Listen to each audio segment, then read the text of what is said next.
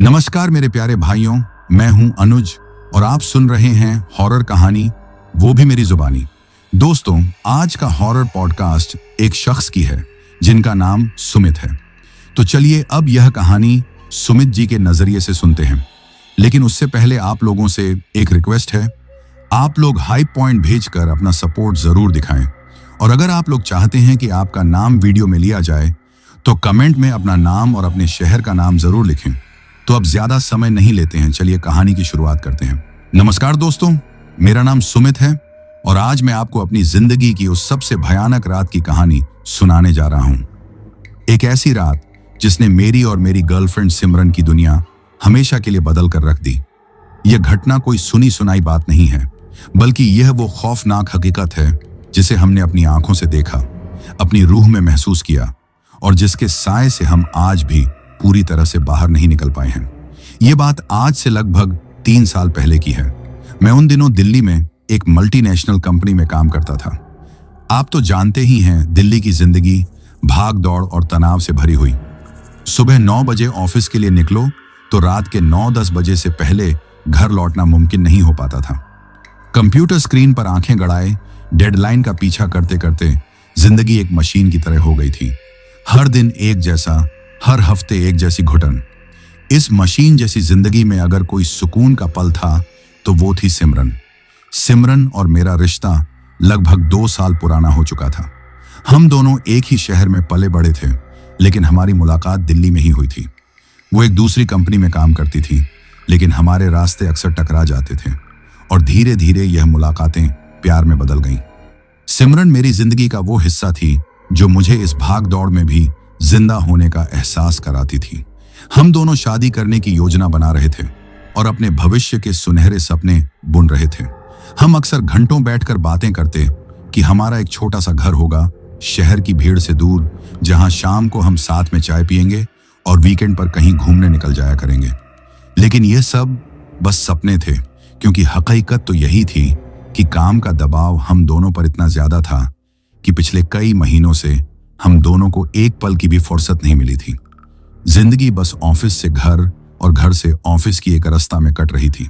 मिलना जुलना भी बस फोन कॉल्स और वीकेंड पर किसी भीड़ भरे मॉल में 1-2 घंटे बिताने तक ही सीमित रह गया था। एक दिन मैं ऑफिस में एक जरूरी प्रेजेंटेशन पर काम कर रहा था। मेरे बॉस मेरे सिर पर खड़े थे और हर छोटी छोटी बात पर टोक रहे थे। रात के 11 बज चुके थे और मेरा दिमाग पूरी तरह से थक चुका था। मुझे ऐसा लग रहा था जैसे मेरा सिर फट जाएगा। उसी वक्त मेरे फोन पर सिमरन का मैसेज आया, सब ठीक है, आज बहुत देर हो गई। उसके उस एक मैसेज ने मुझे एहसास दिलाया कि मैं यह सब किसके लिए कर रहा हूं, लेकिन साथ ही एक खींच भी मन में उठी। यह कैसी जिंदगी थी, न अपने लिए वक्त, न अपनों के लिए। उस रात जब मैं थक हार कर घर पहुंचा तो मैंने सिमरन को फोन किया। उसकी आवाज में भी वही थकान थी। सुमित, मैं थक गई हूं इस सब से, उसने कहा। ऐसा लगता है जैसे हम जी नहीं रहे, बस अपनी जिंदगी की किश्तें भर रहे हैं। उसकी बात मेरे दिल में तीर की तरह चुभी। मैं जानता हूं सिमरन, मुझे भी ऐसा ही लगता है। हमें एक ब्रेक की जरूरत है, एक लंबा ब्रेक। कहां जाएंगे? छुट्टी मिलना तो जैसे नामुमकिन है। उसकी आवाज में निराशा थी। छुट्टी नहीं लेंगे, मैंने अचानक कहा। मेरे दिमाग में एक आइडिया आया था। हम एक लॉन्ग ड्राइव पर चलेंगे, दिल्ली से जयपुर। शुक्रवार शाम को ऑफिस के बाद निकलेंगे, रात भर ड्राइव करेंगे, सुबह जयपुर पहुंच जाएंगे, पूरा शनिवार और रविवार घूमेंगे और रविवार रात को वापस निकल लेंगे। सोमवार सुबह तक दिल्ली वापस, किसी को पता भी नहीं चलेगा। मेरे इस आइडिया पर सिमरन पहले तो चुप रही, फिर उसकी आवाज में एक उत्साह की लहर दौड़ गई। यह तो बहुत अच्छा आइडिया है सुमित, सच में?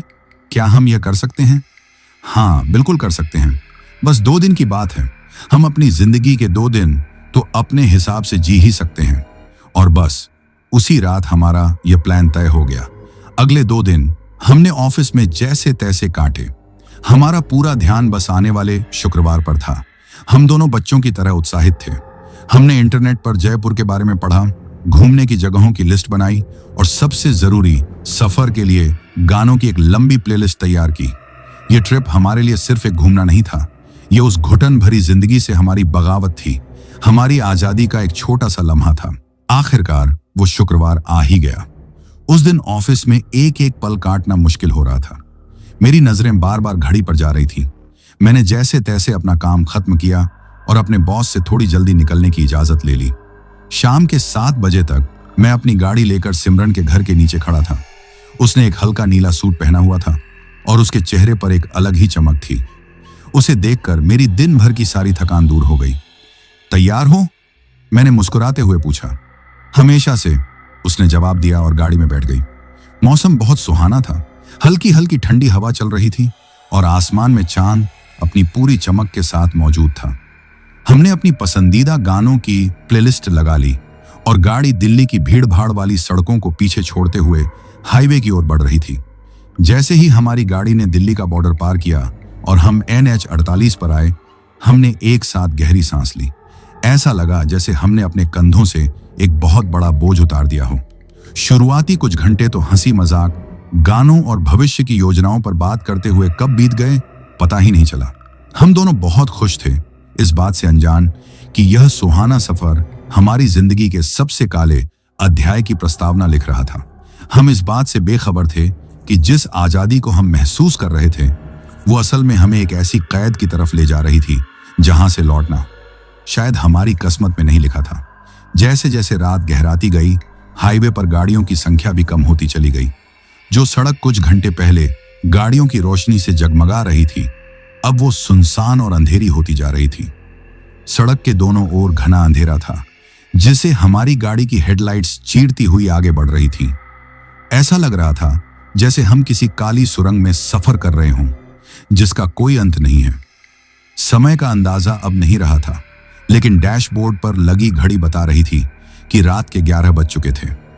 दिन भर की थकान और सुबह से कुछ हल्का फुल्का ही खाया होने के कारण अब भूख जोरों से लगने लगी थी। पेट में चूहे किसी मैराथन में दौड़ रहे थे और हमारा ध्यान अब सड़क के किनारे किसी अच्छे से ढाबे को खोजने में लग गया था। हमने सोचा था कि रास्ते में बहुत से अच्छे और बड़े ढाबे मिलेंगे जहां रुककर हम आराम से खाना खाएंगे, लेकिन हैरानी की बात थी कि पिछले 1 घंटे से हमें एक भी ढंग की जगह नजर नहीं आई थी। जो इक्का दुक्का ढाबे दिखे भी वो या तो बंद थे या फिर इतने वीरान कि वहां गाड़ी रोकने की हिम्मत ही नहीं हुई। सुमित, अब तो भूख बर्दाश्त नहीं हो रही है, सिमरन ने अपनी सीट पर बेचैनी से करवट बदलते हुए कहा। उसकी आवाज में अब थकान साफ झलक रही थी। देखो ना, कोई अच्छा सा ढाबा मिल जाए तो रोक लेना, अब और ड्राइव नहीं हो पाएगी। हाँ, मैं भी वही देख रहा हूं, मैंने जवाब दिया, अपनी नजरें सड़क पर गड़ाए हुए। लेकिन इस वक्त यहां सब कुछ इतना सुनसान क्यों लग रहा है? एक भी ढंग की जगह नजर नहीं आ रही। अजीब बात है, ये तो मेन जयपुर हाईवे है। हम लगभग आधे घंटे और आगे बढ़ चुके थे। अब हमारी बेचैनी और थकान दोनों ही बढ़ने लगी थी। पेट की आग अब दिमाग पर हावी हो रही थी। वो शुरुआती उत्साह अब धीरे धीरे चिड़चिड़ाहट में बदल रहा था। ऐसा लग रहा था जैसे यह सड़क कभी खत्म ही नहीं होगी और यह अंधेरा हमें निगल जाएगा। उम्मीद लगभग खत्म हो चुकी थी। मैंने मन बना लिया था कि अब जो भी पहली जगह दिखेगी, चाहे कैसी भी हो, मैं गाड़ी रोक दूंगा। और तभी दूर सड़क के किनारे मुझे कुछ टिमटिमाती हुई बत्तियां नजर आईं। एक धुंधली पीली रोशनी जो उस घने अंधेरे में किसी जुगनू की तरह चमक रही थी। जैसे जैसे हम नजदीक पहुंचे, एक पुराने से ढाबे का बोर्ड दिखाई दिया। बोर्ड लकड़ी का था और उस पर धूल की मोटी परत जमी हुई थी। उस पर क्या लिखा था ये तो ठीक से समझ नहीं आया, क्योंकि उसके कुछ अक्षर वक्त के साथ मिट चुके थे, लेकिन ढाबा शब्द साफ पढ़ा जा सकता था। ढाबे के बाहर 2-3 बहुत पुराने मॉडल के ट्रक खड़े थे, जिन पर जंग लगी हुई थी। ढाबे के छप्पर से एक पीले रंग का बल्ब लटक रहा था, जो अपनी धीमी मरियल सी रोशनी फैला रहा था। उस रोशनी में ढाबे का माहौल और भी ज्यादा रहस्यमयी और डरावना लग रहा था। उस घने अंधेरे और सुनसान माहौल में वह ढाबा किसी वीरान द्वीप पर जलते अलाव जैसा लग रहा था। एक ऐसी जगह जो राहत और खतरा दोनों का एहसास एक साथ करा रही थी। एक तरफ पेट की भूख उसे एक नेमत समझ रही थी, तो दूसरी तरफ दिल में एक अनजाना सा डर पैदा हो रहा था। मैंने गाड़ी की रफ्तार धीमी कर दी और ढाबे के सामने कच्ची जमीन पर लाकर रोक दी। गाड़ी के रुकते ही इंजन की आवाज बंद हो गई और चारों तरफ एक अजीब सा सन्नाटा पसर गया। सिर्फ झींगुरों की आवाज उस सन्नाटे को तोड़ रही थी। चलो यहां कुछ खा लेते हैं, मैंने सिमरन की तरफ देखते हुए कहा, अपनी आवाज को जितना हो सके सामान्य रखने की कोशिश करते हुए। सिमरन ने खिड़की से बाहर उस ढाबे को शक भरी नजरों से देखा। उसने अपनी नाक सिकोड़ी। उसकी आंखों में एक अजीब सी हिचकिचाहट थी, एक ऐसा डर जिसे वो छुपा नहीं पा रही थी। पता नहीं सुमित, यह जगह कुछ अजीब सी लग रही है। देखो तो कितना पुराना और वीरान सा है। यहां रुकना ठीक होगा? कहीं और देख लेते हैं प्लीज। उसकी बात में दम था। वो जगह पहली नजर में ही कुछ असहज करने वाली थी। वहां की हवा में कुछ भारीपन था, कुछ ऐसा जो ठीक नहीं लग रहा था। लेकिन उस वक्त हमारी भूख और थकान हर शक पर हावी थी। मुझे बस अपना पेट भरना था। मैंने उसे समझाने की कोशिश की, अरे सिमरन, हाईवे पर रात में ऐसे ही ढाबे मिलते हैं, तुम ज्यादा सोच रही हो। और देखो, बाहर ट्रक भी खड़े हैं, मतलब यहां लोग आते जाते रहते हैं। चिंता मत करो, हम बस जल्दी से कुछ खाकर निकल जाएंगे, 10 मिनट से ज्यादा नहीं लगेंगे। मेरी जिद और भूख के आगे सिमरन ने ज्यादा बहस नहीं की। शायद वो भी बहुत ज्यादा थक चुकी थी। उसने एक गहरी सांस ली, जैसे खुद को उस अनजाने खतरे के लिए तैयार कर रही हो, और अनिच्छा से सिर हिला दिया। हम दोनों ने गाड़ी का दरवाजा खोला। बाहर निकलते ही ठंडी हवा का एक झोंका हमारे जिस्म से टकराया, जिसमें मिट्टी और किसी अजीब सी नमी की गंध घुली हुई थी। हमने गाड़ी लॉक की और उस अनजाने ढाबे की ओर कदम बढ़ा दिए। उस पल हमें इस बात का जरा भी अंदाजा नहीं था कि हम किसी ढाबे में नहीं, बल्कि अपने सबसे बुरे सपने में दाखिल हो रहे थे। एक ऐसा सपना जहां से जिंदा वापस लौटना लगभग नामुमकिन था। हमारे हर कदम के साथ वो पीली रोशनी और भी भयावह होती जा रही थी, और झींगुरों का शोर किसी अनहोनी की चेतावनी जैसा लग रहा था। दोस्तों, जैसा कि मैंने आपको बताया, हम उस अनजाने वीरान ढाबे के सामने खड़े थे। गाड़ी के इंजन की आवाज बंद होते ही चारों तरफ जो सन्नाटा पसरा था, वो किसी शहर के सन्नाटे जैसा नहीं था। ये एक गहरा, भारी और जिंदा सन्नाटा था, जिसमें हजारों अनकही कहानियां दफन महसूस हो रही थीं। झींगुरों की लगातार टिक टिक की आवाज उस खामोशी को और भी ज्यादा डरावना बना रही थी, जैसे कोई घड़ी हमारी जिंदगी के आखिरी पल गिन रही हो। सिमरन की हिचकिचाहट और मेरे अंदर उठ रहे अनजाने डर के बावजूद मेरी भूख और थकान ने हमें उस ढाबे की ओर कदम बढ़ाने पर मजबूर कर दिया। हमने जैसे ही गाड़ी का दरवाजा बंद किया, एक ठंडी हवा का झोंका फिर से हमारे जिस्म से टकराया। इस बार उस हवा में सिर्फ मिट्टी और नमी की गंध नहीं थी, बल्कि उसके साथ एक और अजीब सी महक थी, जैसे गीली लकड़ी के जलने की, या शायद किसी पुराने बंद कमरे की सीलन भरी महक। मैंने उसे नजरअंदाज करने की कोशिश की। ढाबे का दरवाजा नहीं था, बस एक खाली चौखट थी, जिस पर एक गंदा सा फटा हुआ पर्दा लटका हुआ था। हमने एक दूसरे की तरफ देखा, एक पल के लिए रुके, और फिर मैंने हिम्मत करके उस पर्दे को एक तरफ हटाया। ढाबे के अंदर का माहौल बाहर की तुलना में थोड़ा सामान्य लग रहा था, या शायद पहली नजर में हमने ऐसा ही मान लिया था। अंदर लकड़ी की कुछ पुरानी बेढंगी मेजें और कुर्सियां लगी थीं। हर मेज और कुर्सी अलग डिजाइन की थी, जैसे उन्हें अलग अलग जगहों से इकट्ठा करके लाया गया हो। उन पर जमी धूल की परतें बता रही थीं कि उनकी सफाई शायद महीनों से नहीं हुई थी। एक कोने में एक बहुत पुराना बक्से वाला टीवी रखा था, जिसकी स्क्रीन पर काली सफेद धारियां नाच रही थीं, और उसमें से एक धीमी घर घराती हुई आवाज आ रही थी, जैसे कोई बहुत दूर से बोलने की कोशिश कर रहा हो। काउंटर पर एक बहुत ही बूढ़ा आदमी बैठा था। जैसा मैंने आपको बताया था, उसकी सफेद दाढ़ी उसकी छाती तक आ रही थी, और आंखों पर मोटे शीशे का चश्मा था। वो चश्मा इतना मोटा था कि उसकी आंखें अपनी असल साइज से कहीं ज्यादा बड़ी और अजीब दिख रही थीं। उसने एक मैला सा कुर्ता पायजामा पहना हुआ था। जैसे ही हम अंदर आए, उसने अपनी गर्दन को बहुत धीरे धीरे हमारी तरफ घुमाया। उसकी आंखों ने एक पल के लिए हमें ऊपर से नीचे तक तोला, और फिर बिना कोई भाव दिए वो वापस सामने देखने लगा, जैसे हम वहां मौजूद ही ना हों। उसके चेहरे पर कोई मुस्कान, कोई स्वागत का भाव नहीं था, बस एक खालीपन था जो किसी भी गर्मजोशी से ज्यादा ठंडा था। ढाबे के दूसरे कोने में, जैसा कि बाहर से लग रहा था, 4-5 लोग बैठे थे। शायद वो उन्हीं ट्रकों के ड्राइवर थे। वो लोग जोर जोर से बातें कर रहे थे और हंस रहे थे, लेकिन उनकी हंसी में कोई खुशी या मजाक नहीं था। वो एक अजीब खोखली हंसी थी, जो उस शांत माहौल में किसी हथौड़े की तरह बज रही थी। जैसे ही हमने अंदर कदम रखा, उनकी बातें और हंसी अचानक बंद हो गई। उन सब ने एक साथ हमारी तरफ मुड़कर देखा। 5 जोड़ी आंखें हमें घूर रही थीं, और उन सब की आंखों में एक ही जैसा भाव था, अजनबीपन और शक। कुछ पल जो हमें सदियों जैसे लगे वो हमें घूरते रहे, और फिर जैसे किसी ने कोई इशारा किया हो वो सब वापस अपनी बातों में लग गए। लेकिन अब उनकी आवाजें धीमी थीं, जैसे वो हमारे बारे में ही कानाफूसी कर रहे हों। उनकी इस हरकत ने सिमरन के डर को और बढ़ा दिया। उसने मेरा हाथ जोर से पकड़ लिया। सुमित, मुझे यह जगह बिल्कुल ठीक नहीं लग रही, चलो वापस चलते हैं प्लीज, उसने फुसफुसाते हुए कहा। अरे अब अंदर आ गए हैं, बस 5 मिनट रुको, कुछ पैक करवा लेते हैं और गाड़ी में ही खा लेंगे, मैंने उसे तसल्ली देते हुए कहा। हालांकि अब मेरे दिल में भी एक अजीब सी घबराहट होने लगी थी। उस जगह की हर चीज, हर आवाज, हर चेहरा कुछ अजीब था। हम दोनों एक खाली टेबल देखकर बैठ गए। कुर्सी पर बैठते ही धूल का एक गुबार सा उड़ा। मैंने हाथ से कुर्सी को साफ किया। सिमरन मेरे बिल्कुल पास सिमट कर बैठ गई। हम कुछ देर चुपचाप बैठे रहे, यह इंतजार करते हुए कि कोई आकर हमसे ऑर्डर ले। वो बूढ़ा मालिक अब भी काउंटर पर पत्थर की मूरत बना बैठा था, और वो ड्राइवर अब भी हमें कनखियों से देख रहे थे। तभी ढाबे के अंदर वाले हिस्से से, जहां शायद किचन था, एक लड़का बाहर आया। उसकी उम्र मुश्किल से 15-16 साल रही होगी। वो दुबला पतला और बहुत ज्यादा गोरा था, इतना गोरा कि उसकी त्वचा पीली लग रही थी, जैसे उसमें खून की कमी हो। उसने एक गंदी सी बनियान और एक मैला कुचैला पाजामा पहना हुआ था। उसकी चाल में कोई तेजी नहीं थी।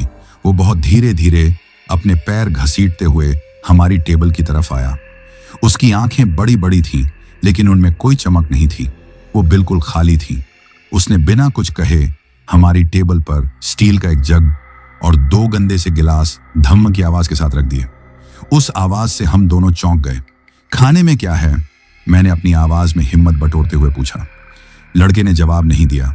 उसने बस अपनी उंगली से दीवार पर टंगे एक काले बोर्ड की तरफ इशारा कर दिया। उस बोर्ड पर चौक से कुछ चीजों के नाम लिखे थे जो इतने घिसे हुए थे कि उन्हें पढ़ना मुश्किल था। ठीक है, एक दाल मखनी, एक शाही पनीर और 4 तंदूरी रोटी ले आओ, मैंने अंदाजे से कहा। लड़के ने हमारी तरफ देखा तक नहीं, बस सिर हिलाया और उसी धीमी घिसटती हुई चाल से वापस अंदर चला गया। उसके जाने के बाद हम फिर से उस अजीब माहौल में अकेले रह गए। सिमरन ने पानी पीने के लिए गिलास उठाया, लेकिन फिर उसे नीचे रख दिया।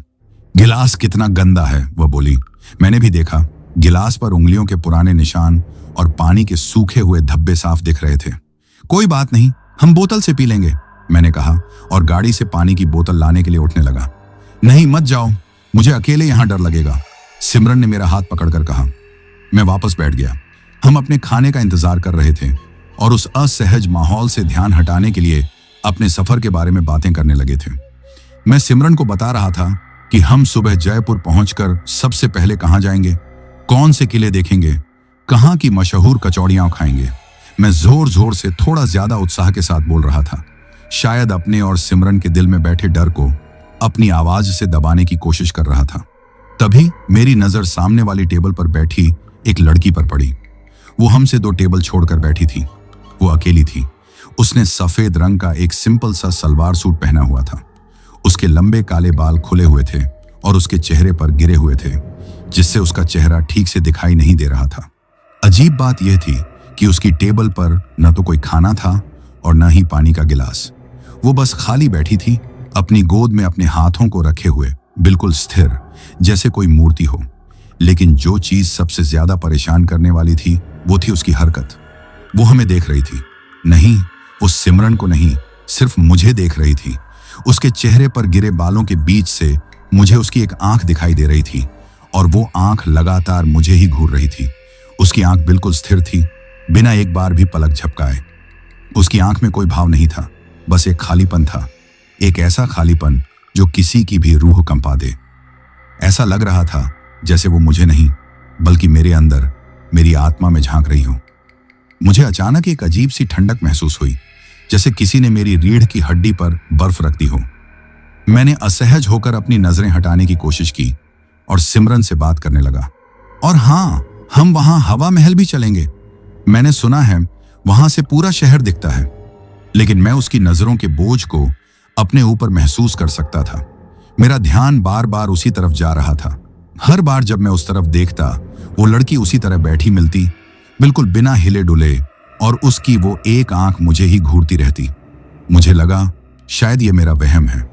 मैंने खुद को समझाने की कोशिश की कि मैं थक गया हूं, इसलिए मुझे अजीब चीजें दिख रही हैं। शायद वो लड़की किसी का इंतजार कर रही होगी और बस ऐसे ही मेरी तरफ देख रही होगी। लेकिन मेरा दिल इस बात को मानने के लिए तैयार नहीं था। उस नजर में कुछ तो था, कुछ ऐसा जो इंसानी नहीं था। 5 मिनट गुजर गए, 10 मिनट गुजर गए। वो लड़की अब भी वैसे ही बैठी थी और अब भी मुझे ही घूर रही थी। अब मेरे माथे पर पसीना आने लगा था, मेरा गला सूख रहा था।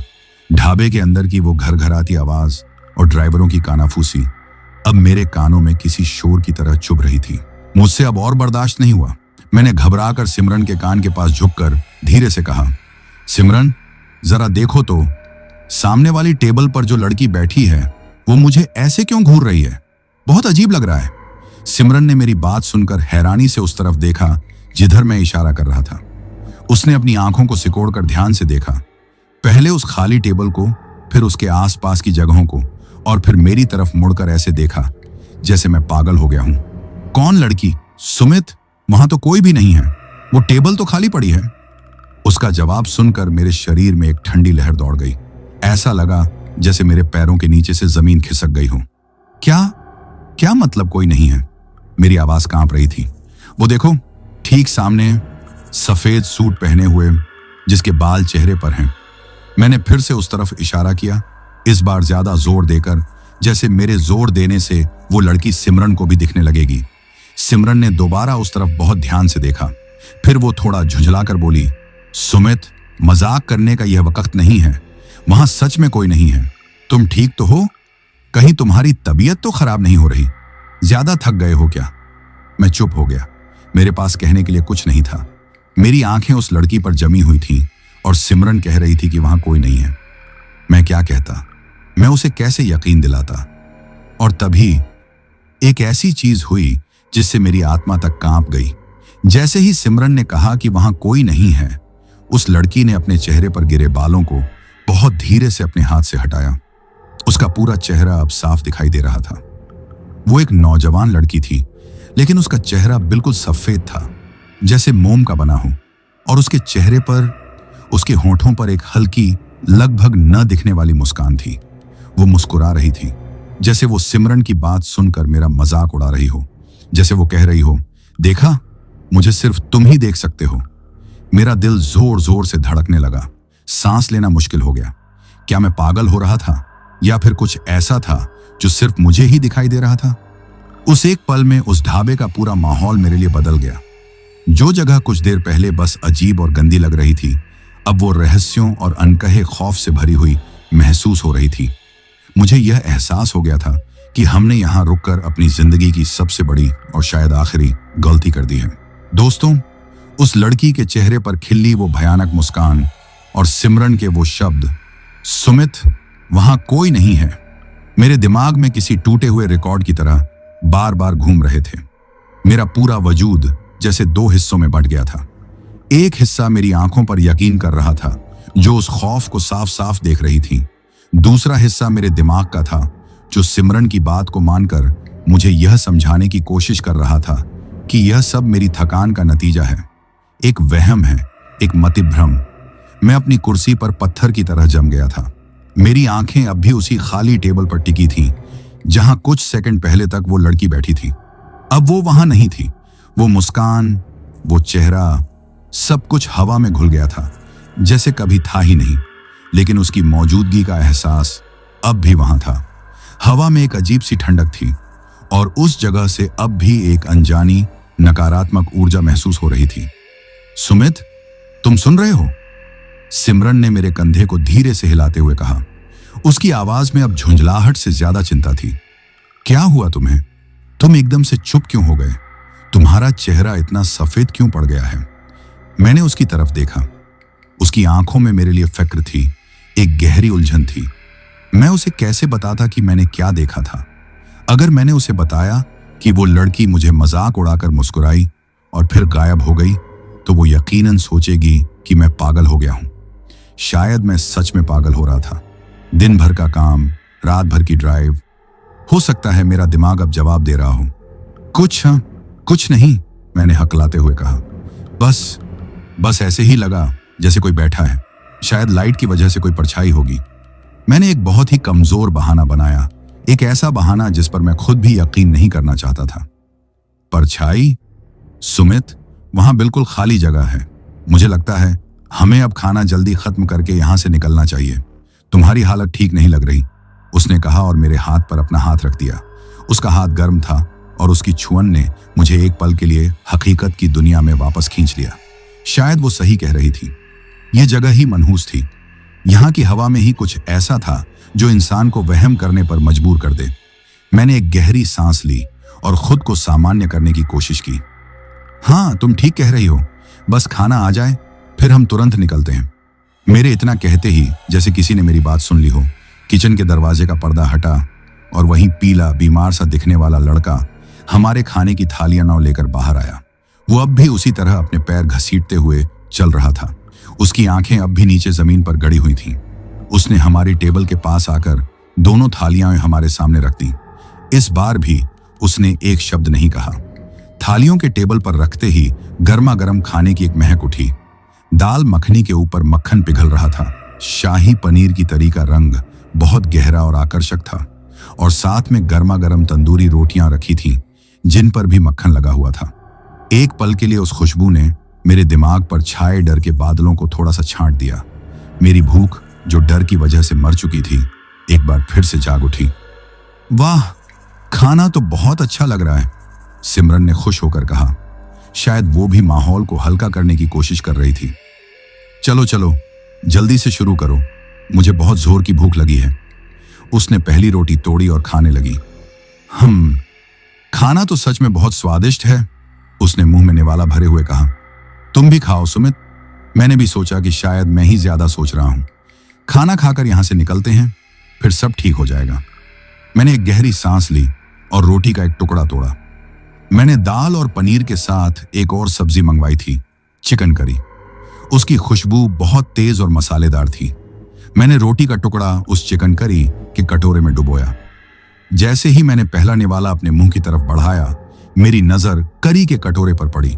मुझे लगा जैसे उसमें कुछ हिला हो, एक बहुत ही मामूली सी हरकत। मैंने निवाला मुंह में डालने से पहले रोक लिया और ध्यान से कटोरे के अंदर देखने लगा। तरी बहुत गाढ़ी थी और उसके ऊपर तेल तैर रहा था। शायद तेल की वजह से ही मुझे ऐसा लगा होगा, मैंने सोचा। मैंने दोबारा निवाला मुंह की तरफ बढ़ाया और इस बार मैंने उसे साफ साफ देखा। करी की उस गाढ़ी लाल तरी के अंदर चिकन के टुकड़ों के बीच एक छोटा सा कीड़े जैसा अजीब जीव फड़फड़ा रहा था। वो जिंदा था। वो कोई आम कीड़ा नहीं था। उसका रंग पीलापन लिए हुए सफेद था, बिल्कुल उस वेटर लड़के की त्वचा जैसा। उसके बहुत से छोटे छोटे रेशे जैसे पैर थे जो बुरी तरह से कांप रहे थे और वो उस गर्म तरी से बाहर निकलने की नाकाम कोशिश कर रहा था। उसकी कोई आंखें नहीं थी, बस एक छोटा सा मुंह था जो खुल और बंद हो रहा था। उसे देखकर एक पल में मेरे पूरे शरीर के रोइयों खड़े हो गए। मेरा पेट ऐसे उलटा जैसे अभी उल्टी हो जाएगी। मेरे हाथ में पकड़ा हुआ रोटी का टुकड़ा छूटकर नीचे गिर गया। मैं अपनी कुर्सी पर जम गया था। मेरी आंखें उस घिनौने जीव पर टिकी हुई थीं जो अब भी उस तरी में तड़प रहा था। मेरे कानों में एक तेज सीटी बजने लगी थी। ढाबे का सारा शोर, टीवी की आवाज, ड्राइवरों की बातें, सब कुछ बंद हो गया था। मुझे सिर्फ अपने दिल की धड़कन सुनाई दे रही थी जो किसी ट्रॉन्ग की तरह बज रहा था। क्या हुआ? तुमने खाना क्यों गिरा दिया?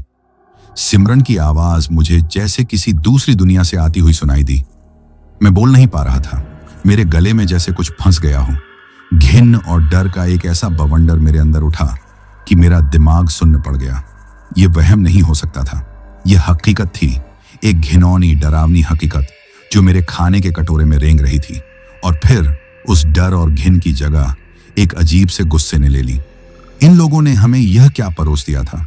यह गंदगी, यह जहर। मैंने गुस्से और घिन से चिल्लाते हुए पूरी थाली को अपने दोनों हाथों से पलट दिया कि जोरदार आवाज के साथ स्टील की थाली और कटोरियां जमीन पर गिरी और सारा खाना बिखर गया। दाल, पनीर, करी, सब कुछ उस गंदे फर्श पर फैल गया। आवाज इतनी तेज थी कि पूरे ढाबे में एक पल के लिए मौत जैसा सन्नाटा छा गया। कोने में बैठे वो ट्रक ड्राइवर जो अब तक कानाफूसी कर रहे थे, एकदम चुप हो गए। काउंटर पर बैठा वो बूढ़ा मालिक जो अब तक एक मूर्ति बना बैठा था, उसने भी अपनी गर्दन घुमाकर हमारी तरफ देखा। उन सबकी आंखों में हैरानी नहीं थी, नहीं, बिल्कुल भी हैरानी नहीं थी। उनकी आंखों में एक ठंडी परखी हुई नजर थी, जैसे वो जानते थे कि ऐसा ही कुछ होने वाला है, जैसे वो मेरे इस रिएक्शन का ही इंतजार कर रहे थे। और उन सब के होंठों के कोनों में वही हल्की सी शैतानी मुस्कान दबी हुई थी जो मैंने उस लड़की के चेहरे पर देखी थी। सुमित, ये क्या पागलपन है? तुम्हें हो क्या गया है आज? सिमरन लगभग चिल्लाते हुए अपनी कुर्सी से खड़ी हो गई। उसके चेहरे पर डर और गुस्सा दोनों थे। उसने जमीन पर बिखरे खाने की तरफ देखा। अरे, यह तो बिल्कुल नॉर्मल खाना है, तुमने इसे क्यों फेंक दिया? लोग हमें कैसे देख रहे हैं? उसकी बात सुनकर मेरे माथे पर ठंडा पसीना आ गया।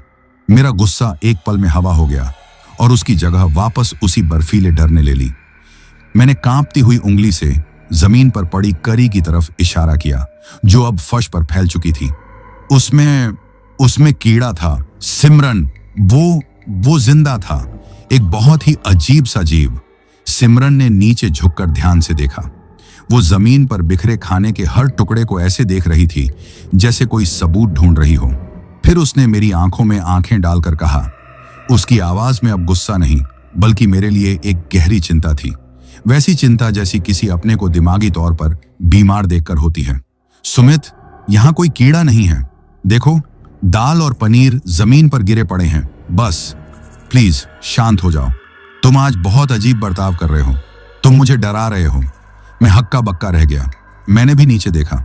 जमीन पर लाल रंग की करी फैली हुई थी जिसमें पनीर के सफेद टुकड़े और चिकन के रेशे साफ दिख रहे थे। लेकिन वो जीव, वो भी वहीं था, वो अब भी वहीं था, उस बिखरी हुई तरी के बीच में पड़ा हुआ। वो अब भी धीरे धीरे हिल रहा था, तड़प रहा था। मैं उसे अपनी आंखों से साफ साफ देख सकता था। उसका वो पीला घिनौना शरीर उस लाल तरी के ऊपर एक बुरे सपने की तरह लग रहा था, लेकिन सिमरन को वो नहीं दिख रहा था। उस एक पल में मुझे एहसास हुआ कि मैं किसी बहुत बड़े जाल में फंस चुका हूं। यह कोई मामूली डरावनी जगह नहीं थी। यहां कुछ ऐसी शक्ति थी जो मेरे साथ खेल रही थी। वो मुझे वो चीजें दिखा रही थी जो किसी और को नहीं दिखती थी। वो मुझे अकेला कर रही थी।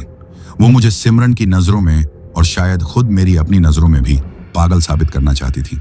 मैं उस बिखरे हुए खाने को और उस रेंगते हुए जीव को देखता रहा। मेरे लिए वो हकीकत थी और बाकी दुनिया के लिए मेरा वहम। मैं एक ऐसे बुरे सपने में फंस गया था जहां हकीकत और वहम के बीच की लकीर मिट चुकी थी और मैं अकेला था जो इस खौफ को देख पा रहा था और कोई मुझ पर यकीन करने वाला नहीं था। दोस्तों, मेरी दुनिया उस एक पल में आकर ठहर गई थी। मैं जमीन पर बिखरे खाने को देख रहा था जहां मेरी नजरों के सामने वो घिनौना पीला जीव अब भी तड़प रहा था और सिमरन कह रही थी कि वहां कुछ भी नहीं है। उस ढाबे में बैठे बाकी लोगों के चेहरों पर दबी हुई वो शैतानी मुस्कानें जैसे मेरा मजाक उड़ा रही थी। मैं अकेला पड़ गया था, अपनी ही हकीकत में कैद। मुझे ऐसा महसूस हो रहा था जैसे मेरे चारों तरफ कांच की एक अदृश्य दीवार खड़ी कर दी गई हो, जिसके एक तरफ मैं उस खौफ को देख रहा था और दूसरी तरफ सिमरन और बाकी दुनिया थी जो मेरे इस डर से पूरी तरह बेखबर थी। सिमरन मेरी हालत देखकर बहुत ज्यादा परेशान हो गई थी। उसके चेहरे से गुस्सा गायब हो चुका था और उसकी जगह एक गहरे डर और चिंता ने ले ली थी। लेकिन उसका डर उन भूतों या उस ढाबे से नहीं था, उसका डर मेरे लिए था।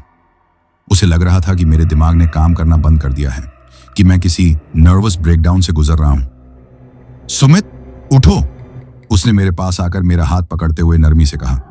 चलो यहां से, हमें चलना होगा। मैंने कोई जवाब नहीं दिया। मेरी आंखें अब भी उस रेंगते हुए जीव पर थीं। सिमरन ने मेरे चेहरे को अपनी तरफ घुमाया। सुमित, मेरी तरफ देखो, यहां कुछ नहीं है, प्लीज मुझ पर भरोसा करो, हम अभी यहां से निकल रहे हैं। उसकी आवाज में जो प्यार और फिक्र थी, उसने मुझे जैसे नींद से जगाया।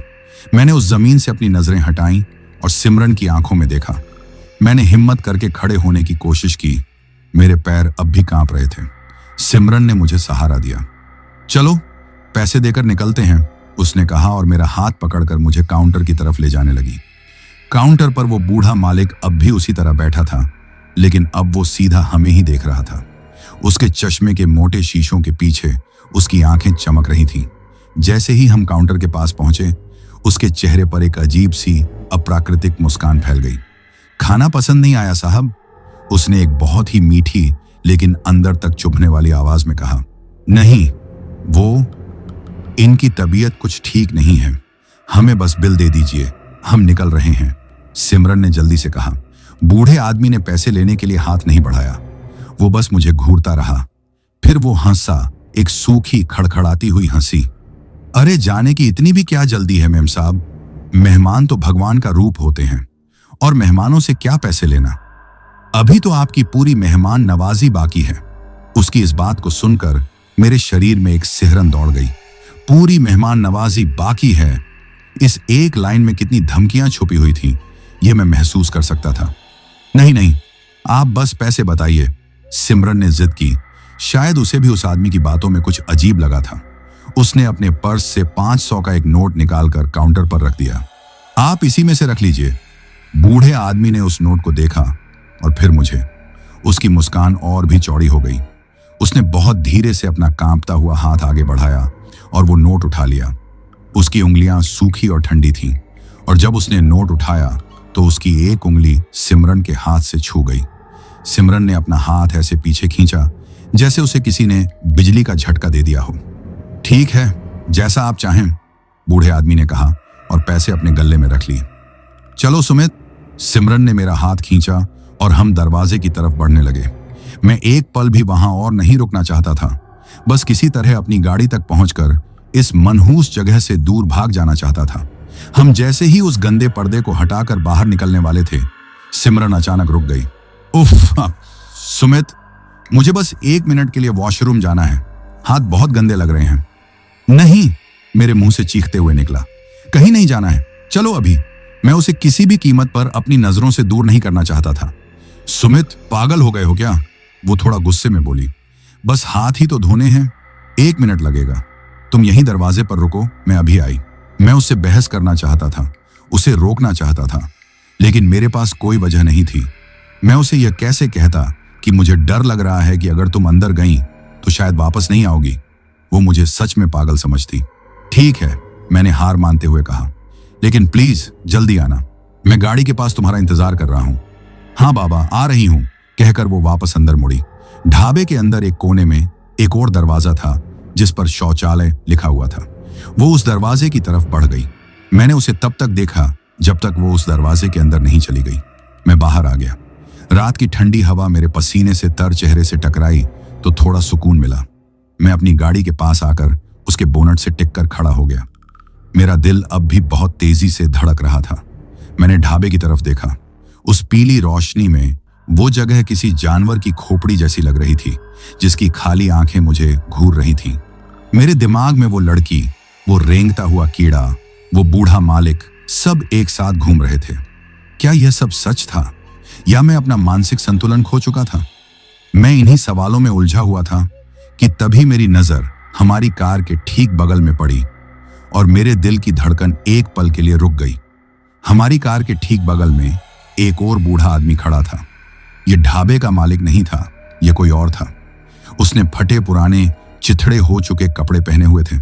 उसके बाल उलझे हुए और सूखे पत्तों की तरह थे। उसका शरीर किसी सूखे हुए पेड़ के तने जैसा था। हर हड्डी गिनी जा सकती थी, लेकिन सबसे डरावनी चीज थी उसका चेहरा। उसकी त्वचा पर हजारों झुर्रियां थीं और उसकी आंखों के गड्ढे अंदर की तरफ धंसे हुए थे, जिनमें 2 अंगारे दहक रहे थे। और उसके चेहरे पर एक बहुत ही अजीब डरावनी मुस्कान थी। एक ऐसी मुस्कान जिसमें एक भी दांत नहीं था, बस काले मसूड़े दिखाई दे रहे थे। वो अपनी सूखी झुर्रियों वाली गंदी उंगलियों से हमारी कार के बोनट को ऐसे सहला रहा था जैसे वो कोई पालतू जानवर हो। वो कुछ बुदबुदा रहा था जैसे वो गाड़ी से बातें कर रहा हो। और फिर उसने अपनी गर्दन घुमाकर सीधा मेरी आंखों में देखा। उसे देखकर जरा भी हैरानी नहीं हुई, जैसे उसे पता था कि मैं उसे देख रहा हूं। उसकी मुस्कान अब और भी ज्यादा चौड़ी हो गई, इतनी चौड़ी कि अप्राकृतिक लग रही थी। मेरे अंदर का सारा डर एक पल के लिए गुस्से में बदल गया। वो मेरी गाड़ी को छू रहा था, मेरे और सिमरन के यहां से निकलने के एकमात्र रास्ते को। ए, कौन हो तुम? मैं अपनी पूरी ताकत से चिल्लाया। हटो मेरी गाड़ी से! मैं उसे डराने के लिए तेजी से उसकी तरफ भागा, लेकिन वो अपनी जगह से हिला तक नहीं। वो बस वहीं खड़ा मुझे अपनी तरफ आता हुआ देखता रहा और मुस्कुराता रहा। मैं उससे बस 4-5 कदम ही दूर था कि अचानक वो गायब हो गया हवा में। एक पल वो वहां था और अगले ही पल वहां सिर्फ खाली जगह थी। मैं भागता हुआ उस जगह पर पहुंचा। मैंने चारों तरफ देखा, गाड़ी के नीचे झांका, पास की झाड़ियों में देखा, लेकिन उस बूढ़े आदमी का कोई नामो निशान नहीं था, जैसे वो कभी वहां था ही नहीं। मैं हांफता हुआ वहीं खड़ा रह गया। यह क्या था? एक और वहम या कुछ और? मेरा दिमाग अब किसी भी चीज को समझने की हालत में नहीं था। मैं पूरी तरह से टूट चुका था। मैंने घबराकर वापस ढाबे की तरफ देखा। सिमरन अब तक वापस क्यों नहीं आई? क्या वो ठीक है? इन्हीं ख्यालों के साथ मैं ढाबे के दरवाजे की तरफ बढ़ा और जैसे ही मैं दरवाजे के पास पहुंचा, मेरी नजर ढाबे के अंदर खिड़की के गंदे शीशे के पार गई और जो मैंने देखा उसे देखकर मेरे पैरों तले जमीन खिसक गई। मैंने देखा कि सिमरन ढाबे के पीछे वाले रास्ते से बाहर जा रही थी। वो रास्ता हाईवे की तरफ नहीं बल्कि पीछे घने अंधेरे की तरफ जा रहा था, जहां कुछ पुराने टूटे फूटे कमरे बने हुए थे। और वो अकेली नहीं थी, उसके साथ वही बूढ़ा आदमी था, वही फटे पुराने कपड़ों वाला जिसने उसका हाथ पकड़ा हुआ था। वो दोनों बहुत आराम से उस अंधेरे में गुम होते जा रहे थे। इससे पहले कि वो पूरी तरह अंधेरे में खो जाते, उस बूढ़े आदमी ने एक बार अपनी गर्दन घुमाकर पीछे देखा, सीधा मेरी तरफ। उसके चेहरे पर वही विजयी पैशाचिक मुस्कान थी। सिमरन! मेरे मुंह से एक दिल दहला देने वाली चीख निकली। मेरे दिमाग ने काम करना बंद कर दिया था। वो उसे ले जा रहा था, मेरी सिमरन को। मैं अपनी पूरी ताकत से ढाबे की तरफ भागा। मैं दरवाजे और पर्दे को चीरता हुआ अंदर घुसा। सिमरन! मैं फिर से चिल्लाया, उस पिछले दरवाजे की तरफ भागने के लिए तैयार, जहां से मैंने उसे जाते हुए देखा था। और तभी अचानक मेरे सामने वाले वॉशरूम का दरवाजा छर्र की आवाज के साथ खुला और अंदर से सिमरन बाहर निकली। वो बिल्कुल ठीक थी। उसके हाथ गीले थे, जिन्हें वो अपने दुपट्टे से पोंछ रही थी। मेरी चीख सुनकर वो चौंक गई थी। क्या हुआ? उसने हैरानी और थोड़ी झुंझलाहट से पूछा। इतना चिल्ला क्यों रहे हो? मैंने कहा था ना, बस 1 मिनट लगेगा। मैं अपनी जगह पर जम गया। मेरे सामने असली सिमरन खड़ी थी और मैं उस काले खाली दरवाजे को देख रहा था, जहां अभी अभी मैंने उसे एक डरावने साए के साथ जाते हुए देखा था। अगर सिमरन यहां है तो वो कौन थी, या वो क्या थी? दोस्तों, उस एक पल में समय जैसे मेरे लिए रुक गया था। मेरे सामने वॉशरूम के दरवाजे पर मेरी सिमरन खड़ी थी, हैरान और परेशान, और मेरे पीछे ढाबे का वो स्याह दरवाजा था, एक खुला हुआ मुंह जो अभी अभी सिमरन के हमशक्ल और उस डरावने बूढ़े आदमी को निगल गया था। मेरा दिमाग इस नामुमकिन हकीकत को समझने की कोशिश कर रहा था और इस कोशिश में वो जैसे फटने को हो गया था। सुमित! सिमरन की आवाज ने मुझे चौंकाया। वो मेरे पास आई। क्या हो गया है तुम्हें? तुम ऐसे क्यों खड़े हो जैसे भूत देख लिया हो? भूत शब्द मेरे कानों में किसी धमाके की तरह गूंजा। काश मैंने सिर्फ अब भूत देखा होता। जो मैं देख रहा था वो उससे कहीं ज्यादा भयानक था। मैं कुछ बोल नहीं पाया। मेरी जबान जैसे तालू से चिपक गई थी। मैंने बस उसका हाथ पकड़ा। उसका हाथ बर्फ की तरह ठंडा पड़ चुका था। शायद मेरी हालत देखकर वो भी बुरी तरह डर गई थी। हमें यहां से निकलना है। मेरे मुंह से बस ये टूटे फूटे शब्द निकल पाए। अभी इसी वक्त मैं अब उससे कुछ समझाने की हालत में नहीं था। मेरे अंदर बस एक ही भावना थी, भागो, यहां से भागो, इससे पहले कि बहुत देर हो जाए। मैंने उसका हाथ जोर से खींचा और उसे लगभग घसीटते हुए ढाबे के मुख्य दरवाजे की तरफ बढ़ा। सुमित, रुको तो। अरे आराम से, क्या हुआ है? बताओ तो सही। सिमरन विरोध कर रही थी। उसे समझ नहीं आ रहा था कि मैं ऐसा क्यों कर रहा हूं। उसकी नजर में मैं बस पागलों जैसी हरकतें कर रहा था, लेकिन मेरे चेहरे पर पसरे खौफ को देखकर उसने ज्यादा जिद नहीं की और चुपचाप मेरे साथ चलने लगी। हम उस गंदे पर्दे वाले दरवाजे से बस कुछ ही कदम दूर थे। आजादी बस चंद कदम दूर थी। मुझे लगा हम बच जाएंगे, हम बस गाड़ी तक पहुंच जाएं, फिर मैं इस जगह को हमेशा हमेशा के लिए पीछे छोड़ दूंगा। और तभी मैंने वो गलती कर दी। एक आखिरी बार, बस एक आखिरी बार मैंने पलटकर उस ढाबे के अंदर देखने की गलती की। शायद मैं यह तसल्ली करना चाहता था कि हमारे पीछे कोई नहीं आ रहा। शायद मैं उस खौफ को एक आखिरी बार देखकर उसे अपने दिमाग से निकालना चाहता था। वजह जो भी रही हो, लेकिन मेरी उस एक नजर ने सब कुछ बदल दिया। मैंने वापस उसी टेबल की तरफ देखा जहां हमने खाना फेंकवाया था, और उसे देखकर मेरे कदम वहीं जम गए। उस टेबल पर, उसी कुर्सी पर जहां कुछ देर पहले सिमरन बैठी थी, कोई बैठा हुआ था। वो सिमरन थी। वही नीला सूट, वही खुले हुए बाल। वो बैठी थी और मुझे देखकर मुस्कुरा रही थी। एक पल के लिए मेरा दिमाग चकरा गया। अगर सिमरन का हाथ मेरे हाथ में है तो वो वहां कैसे बैठी हो सकती है? और फिर मेरी आंखों के सामने वो बदलने लगी। उसका मुस्कुराता हुआ चेहरा धीरे धीरे खींचने लगा, जैसे कोई रबर को खींच रहा हो। उसकी त्वचा का रंग बदलने लगा। नीलापन लिए हुए सफेद से वो मटमैला भूरा होने लगा, जैसे किसी लाश की चमड़ी सड़ रही हो। उसकी आंखों की जगह 2 गहरे काले गड्ढे बन गए और उसका मुस्कुराता हुआ मुंह वो फैलता गया, इतना फैला कि उसका जबड़ा अपनी जगह से हट गया। उसके होंठ फटकर पीछे हटने लगे और अंदर दांतों की जगह सिर्फ काले नुकीले ठूंठ दिखाई दे रहे थे। उसका शरीर वो पिघलने लगा। उसकी हड्डियां छट-छट की आवाजों के साथ मुड़ने लगी और कुछ ही सेकंड में सिमरन का वो रूप एक घिनौने सूखे हुए ढांचे में बदल गया। वो वही बूढ़ा आदमी था, फटे पुराने कपड़ों वाला। वो सिमरन की कुर्सी पर बैठा था और सिमरन की ही एक भयानक नकल वाली मुस्कान उसके चेहरे पर थी। उसने बहुत धीरे से अपना हड्डी वाला गंदा हाथ उठाया और मेरी तरफ हिलाया, जैसे बाय बाय कह रहा हो। जिस पल मैंने यह देखा, उसी पल ढाबे के अंदर की सारी आवाजें एक साथ बंद हो गईं। टीवी की घरघराहट बंद हो गई, ड्राइवरों की कानाफूसी बंद हो गई, झिंगुरों का शोर जो बाहर से आ रहा था वो भी बंद हो गया। एक भारी जानलेवा सन्नाटा उस जगह पर काबिज हो गया। ऐसा सन्नाटा जिसमें आप अपने दिल की धड़कन और अपनी सांसों की आवाज सुन सकते थे। एक जाल बिछाया गया था और अब वो जाल कस रहा था। मैंने दहशत में अपनी आंखें चारों तरफ घुमाईं। कोने में बैठे वो ट्रक ड्राइवर अब वो इंसान नहीं थे। उनके चेहरे मोम की तरह पिघल रहे थे और उनकी जगह भयानक जानवरों जैसे चेहरे उभर रहे थे। किसी का चेहरा सूअर जैसा था तो किसी की आंखें किसी सांप की तरह थीं। उनके हाथ और पैर अजीब तरह से लंबे होकर मुड़ रहे थे, जैसे उनकी हड्डियां टूट गई हों। किचन के दरवाजे से वो पीला लड़का बाहर निकला, लेकिन वो चल नहीं रहा था। वो किसी मकड़ी की तरह चारों हाथ पैरों पर जमीन से चिपक कर रेंग रहा था और उसकी गर्दन पूरी की पूरी पीछे की तरफ मुड़ी हुई थी और उसकी वो खाली आंखें छत को घूर रही थी। काउंटर के पीछे खड़ा वो बूढ़ा मालिक, वो धीरे धीरे अपनी जगह पर खड़ा हुआ, लेकिन वो खड़ा होता ही गया। उसका शरीर किसी खंभे की तरह लंबा होने लगा। उसकी हड्डियों से कड़-कड़ की भयानक आवाजें आ रही थीं। वो तब तक लंबा होता गया जब तक उसका सिर ढाबे की नीची छत से नहीं टकरा गया। वो सारे के सारे बदल चुके थे। उन्होंने अपने इंसानी नकाब उतार फेंके थे और अब उनका असली शैतानी रूप हमारे सामने था। उन्होंने हम पर अभी हमला नहीं किया था। वो बस अपनी अपनी जगहों पर खड़े थे, हमें घूर रहे थे, हमारे चेहरे पर आते जाते डर के भावों को देखकर जैसे मजे ले रहे थे। उन्होंने धीरे धीरे हमारी तरफ बढ़ना शुरू किया और हमारे चारों तरफ एक घेरा बना लिया। दरवाजे तक जाने का रास्ता अब बंद हो चुका था। अब तक सिमरन, जो मेरे पागलपन से डरी हुई थी, इस मंजर को देखकर कांपने लगी थी।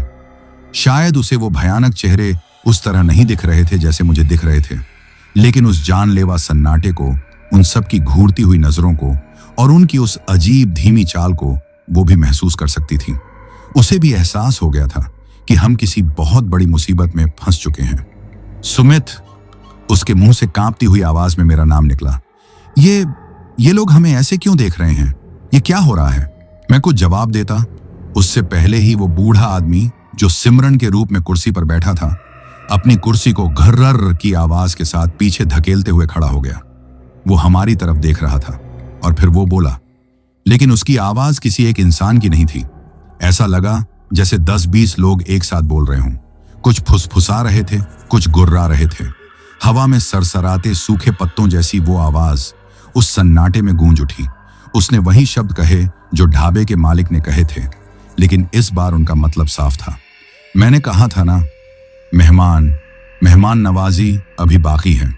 यह कहते हुए उस भयानक जीव ने हमारी तरफ अपना पहला धीमा कदम बढ़ाया। उसके साथ ही घेरा बनाकर खड़े उन बाकी दरिंदों ने भी एक एक कदम आगे बढ़ाया। वो घेरा अब और छोटा हो गया था। भागने का कोई रास्ता नहीं था, बचने की कोई उम्मीद नहीं थी। मैं और सिमरन उस घेरे के बीच में खड़े थे, एक दूसरे से चिपके हुए। हमारे चारों तरफ मौत नाच रही थी, अपने सबसे घिनौने, सबसे डरावने रूप में। और वो मौत धीरे धीरे हमारी तरफ बढ़ रही थी। दोस्तों, मेरे और सिमरन के चारों तरफ मौत का घेरा कस चुका था।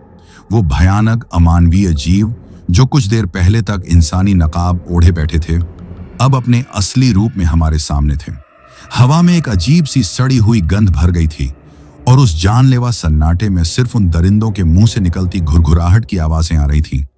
मेरे हाथ में सिमरन का कांपता हुआ हाथ था और उसकी आंखों में मैंने वो डर देखा जो शायद मेरी अपनी आंखों में भी रहा होगा, मौत का डर।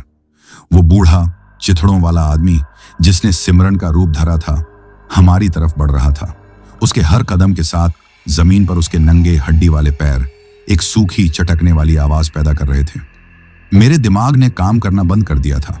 वहां सोचने का, कोई प्लान बनाने का वक्त ही नहीं था। मेरे अंदर बस एक ही चीज बची थी, जीने की चाहत, अपनी और सिमरन की जान बचाने की जिद। जैसे ही वो बूढ़ा जीव हम पर झपटने के लिए आगे बढ़ा, मेरे शरीर ने अपने आप ही हरकत की। मैंने पास पड़ी एक लकड़ी की मेज को अपनी पूरी ताकत से धक्का दे दिया। मेज घर्रर की आवाज करती हुई उस जीव के रास्ते में आ गई। वो उससे टकराया और एक पल के लिए उसका संतुलन बिगड़ा। बस वही एक पल काफी था। भागो सिमरन, मैं अपनी पूरी ताकत से चिल्लाया। मैंने उसका हाथ खींचा और हम दरवाजे की तरफ भागे, लेकिन रास्ता आसान नहीं था। वो सारे दरिंदे हम पर एक साथ झपट पड़े। वो इंसानों की तरह नहीं चल रहे थे। कोई अपने लंबे हाथों के बल जमीन पर दौड़ रहा था, तो कोई अजीब तरह से फुदकते हुए आगे बढ़ रहा था। उनकी चीखों और गुर्राने की आवाजों से मेरे कान फटे जा रहे थे। हम कुर्सियों को गिराते, मेजों के ऊपर से कूदते हुए आगे बढ़ रहे थे। तभी सुअर जैसे चेहरे वाले एक दरिंदे ने आगे बढ़कर सिमरन का पैर पकड़ लिया। सिमरन जोर से चीखी और जमीन पर गिर पड़ी। उस दरिंदे ने उसे अपनी तरफ खींचना शुरू कर दिया। यह देखकर मेरे अंदर जैसे बिजली दौड़ गई। मैंने बिना एक पल सोचे पास पड़ी एक टूटी हुई कुर्सी का पाया उठाया और उस दरिंदे के सिर पर अपनी पूरी ताकत से दे मारा। खच की एक गीली हड्डी टूटने जैसी आवाज आई। दरिंदे के मुंह से एक ऐसी दर्दनाक चीख निकली जो किसी इंसान की नहीं हो सकती थी। उसने सिमरन का पैर छोड़ दिया और अपने सिर को पकड़कर पीछे हट गया। मैंने सिमरन को उठाया और हम फिर से भागे। हम आखिरकार उस गंदे पर्दे तक पहुंच ही गए। मैंने पर्दे को एक झटके में चीर दिया और हम दोनों बाहर रात की ठंडी हवा में आ गए। आजादी की उस एक सांस ने जैसे हमारे फेफड़ों में जान डाल दी, लेकिन हम अभी सुरक्षित नहीं थे। गाड़ी बस कुछ ही मीटर की दूरी पर थी, लेकिन वो दूरी उस वक्त मीलों लंबी लग रही थी। हमारे पीछे ढाबे के अंदर से उन दरिंदों की भयानक चीखें आ रही थीं। वो हमारे पीछे आ रहे थे। हम अपनी जिंदगी के लिए दौड़ रहे थे। मैं कांपते हाथों से अपनी जेब में गाड़ी की चाबी टटोल रहा था। आखिरकार चाबी मेरे हाथ में आई। हम गाड़ी तक पहुंचे। मैंने रिमोट का बटन दबाया। टिक टिक की आवाज के साथ गाड़ी अनलॉक हुई। अंदर बैठो, मैं चिल्लाया। मैंने सिमरन को धक्का देकर पैसेंजर सीट पर बिठाया और खुद ड्राइवर सीट पर कूद गया। दरवाजा बंद करते ही मैंने चाबी इग्निशन में लगाई। मेरे पीछे ढाबे से वो सारे जीव बाहर निकल आए थे और हमारी तरफ दौड़ रहे थे। उनकी चाल अब और भी तेज और डरावनी हो गई थी। मैंने चाबी घुमाई। गाड़ी के इंजन ने सिर्फ एक कमजोर सी आवाज की, लेकिन गाड़ी स्टार्ट नहीं हुई। नहीं नहीं नहीं, अभी नहीं, मैं घबराकर बुदबुदाया। वो दरिंदे अब बस कुछ ही फीट दूर थे। मैं उनके चेहरों को साफ साफ देख सकता था। मैंने आंखें बंद करके एक गहरी सांस ली और आखिरी बार पूरी हिम्मत के साथ चाबी घुमाई। इंजन एक दहाड़ के साथ स्टार्ट हो गया। मैंने एक पल भी बर्बाद नहीं किया। मैंने गियर बदला और एक्सीलरेटर पर अपना पूरा पैर रख दिया। गाड़ी के टायर कच्ची जमीन पर चीख उठे और गाड़ी तेजी से पीछे हटते हुए हाईवे पर आ गई। मैंने तुरंत गियर बदलकर गाड़ी को आगे भगाया। एक पल के लिए मैंने शीशे में पीछे देखा। वो सारे दरिंदे ढाबे की उस पीली रोशनी में खड़े हमें देख रहे थे। हम उनसे दूर जा रहे थे। मुझे लगा शायद हम बच गए, लेकिन मैं कितना गलत था। खौफ अभी खत्म नहीं हुआ था, वो तो बस शुरू हुआ था। हम हाईवे पर गाड़ी भगाए जा रहे थे। मैंने स्पीड 120 के पार कर दी थी। सिमरन मेरे बगल में बैठी बुरी तरह रो रही थी। मैं उसे शांत करना चाहता था, लेकिन मेरे पास शब्द नहीं थे। मैं बस उस मनहूस जगह से ज्यादा दूर निकल जाना चाहता था। कुछ किलोमीटर आगे जाने के बाद मैंने रियर व्यू मिरर में देखा। पीछे दूर दूर तक कोई नहीं था। ढाबे की वो पीली रोशनी भी अब दिखनी बंद हो गई थी। मैंने एक राहत की सांस ली और तभी एक जोरदार आवाज हमारी गाड़ी की छत पर हुई, जैसे किसी ने ऊपर से कोई भारी चीज फेंकी हो। हम दोनों बुरी तरह उछल पड़े। ये क्या था? सिमरन ने कांपती हुई आवाज में पूछा। इससे पहले कि मैं कुछ जवाब दे पाता, गाड़ी की छत पर खुरचने की आवाज आने लगी, जैसे कोई अपने लंबे नुकीले नाखूनों से गाड़ी की मेटल की चादर को खुरच रहा हो। वो हमारे साथ थे। तभी सिमरन जोर से चीखी। मैंने उसकी तरफ देखा। वो अपनी साइड वाली खिड़की को घूर रही थी। मैंने भी उस तरफ देखा और मेरे रोंगटे खड़े हो गए। खिड़की के बाहर गाड़ी के साथ साथ वो सुअर जैसे चेहरे वाला दरिंदा दौड़ रहा था। उसकी रफ्तार हमारी 120 की स्पीड से भी ज्यादा थी। वो खिड़की पर अपने गंदे हाथ मार रहा था और गुर्रा रहा था। सुमित, तेज चलाओ, सिमरन चीखी। मैं और तेज क्या चलाता? मैं पहले ही अपनी गाड़ी की आखिरी लिमिट पर था। और फिर वो हुआ जिसने हमारी आखिरी उम्मीद भी तोड़ दी। एक जोरदार धमाका पीछे वाली विंडशील्ड पर हुआ। मैंने डरते डरते रियर व्यू मिरर में देखा, और जो मैंने देखा वो मंजर मेरी आंखों में हमेशा के लिए कैद हो गया। वो चिथड़ों वाला बूढ़ा आदमी, उसका चेहरा पीछे वाले शीशे से चिपका हुआ था। उसकी आंखें अब वो अंधेरे गड्ढे नहीं थी, वो लाल अंगारों की तरह दहक रही थी। उसका मुंह एक खामोश चीख में खुला हुआ था और उसके काले मसूड़े साफ दिख रहे थे। वो गाड़ी के अंदर आने की कोशिश कर रहा था। उसने अपना सिर शीशे पर मारना शुरू कर दिया। धम धम धम, शीशे के बीचों बीच एक दरार पड़ गई। वो दरार धीरे धीरे मकड़ी के जाले की तरह फैलने लगी। नहीं नहीं नहीं, मैं पागलों की तरह बड़बड़ा रहा था। मेरे हाथ स्टीयरिंग व्हील पर कांप रहे थे। यह सिर्फ एक शारीरिक हमला नहीं था, अब उन्होंने हमारे दिमाग पर भी हमला करना शुरू कर दिया था। गाड़ी का रेडियो अपने आप चालू हो गया। उसमें से कोई गाना नहीं बल्कि सर्रर की तेज आवाज आने लगी, और उस आवाज के बीच से वही कई परतों वाली राक्षसी आवाज में फुसफुसाहटें आने लगी। वो हमारी भाषा नहीं थी, लेकिन उसे सुनकर ही रूह कांप रही थी। गाड़ी की हेडलाइट्स अपने आप जलने बुझने लगी। सड़क पर अंधेरा उजाला नाचने लगा, और उसी नाचती हुई रोशनी में मुझे सड़क के बीचों बीच कोई खड़ा हुआ दिखाई दिया। वही लड़की, सफेद सूट वाली, वो सड़क के ठीक बीच में खड़ी थी और मुझे घूर रही थी। मैंने गाड़ी को बचाने के लिए जोर से स्टीयरिंग व्हील घुमाया। गाड़ी बुरी तरह लहराई और हाईवे से उतरकर लगभग खाई में गिरने ही वाली थी कि मैंने उसे वापस संभाला। सिमरन अब बस भगवान का नाम ले रही थी, आंखें बंद किए हुए, और मैं उस चलती हुई कब्र में कैद, बस गाड़ी भगाए जा रहा था। यह गाड़ी अब हमारी सुरक्षा का कवच नहीं थी।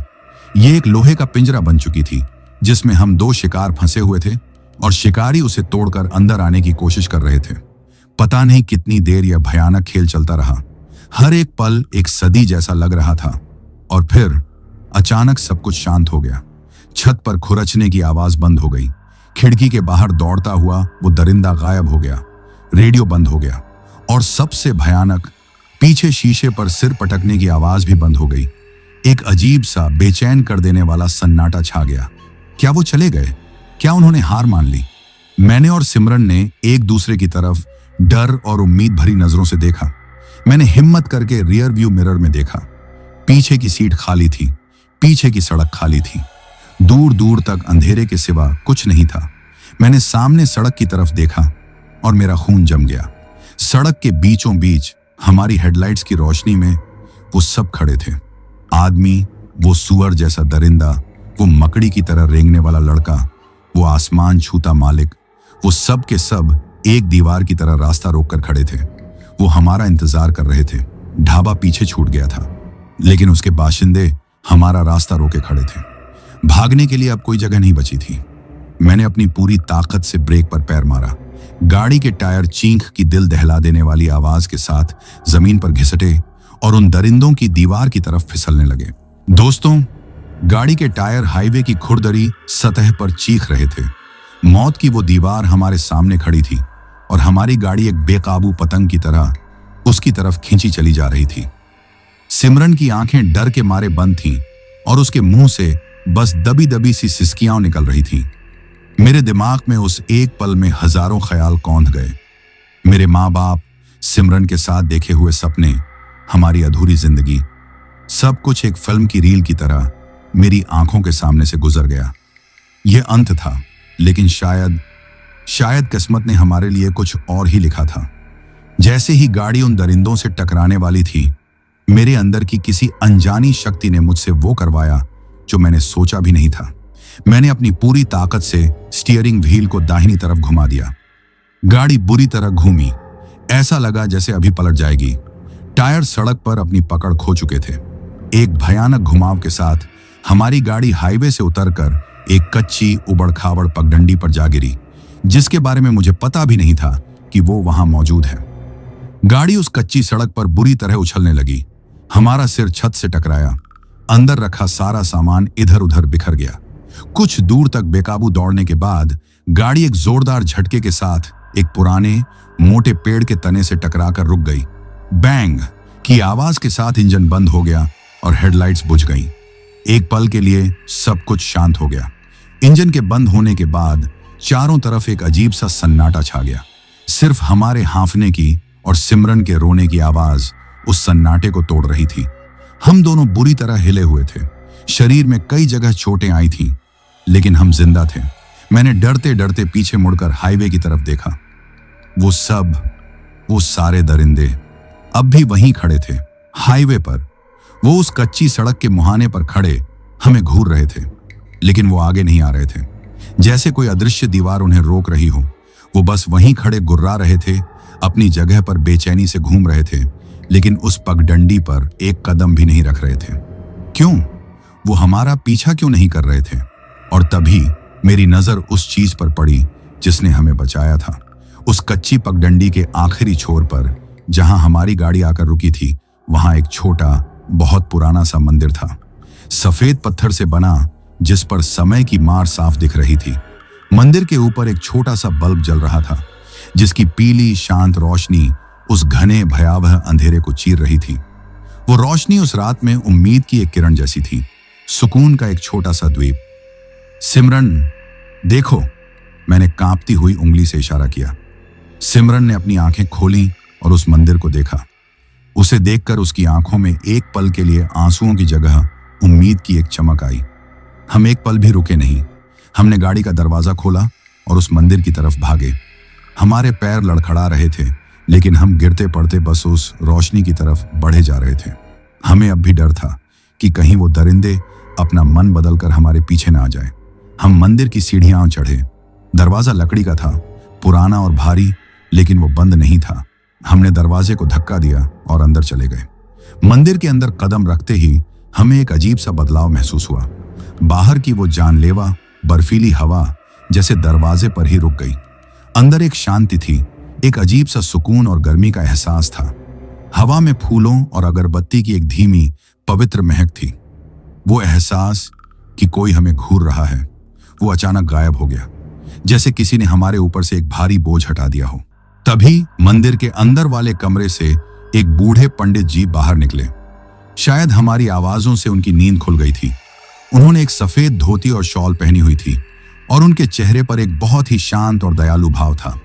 हमारी हालत देखकर, फटे हुए कपड़े, चेहरे पर खरोंचें, आंखों में बेतहाशा डर, वो एक पल में समझ गए कि हम किसी बहुत बड़ी मुसीबत से भाग कर आए हैं। क्या हुआ बच्चों? तुम लोग इतने घबराए हुए क्यों हो? उन्होंने बहुत ही नरम आवाज में पूछा। हम दोनों उनके पैरों के पास जमीन पर बैठ गए और बच्चों की तरह फूट फूट कर रोने लगे। उस एक पल में हमारा सालों का दबा हुआ डर, वो सारी दहशत आंसुओं के रास्ते बाहर निकल रही थी। पंडित जी ने हमें कुछ नहीं कहा। वो चुपचाप अंदर गए और पानी का एक लोटा और 2 गिलास ले आए। उन्होंने हमें पानी पिलाया, हमारे सिर पर हाथ फेरा।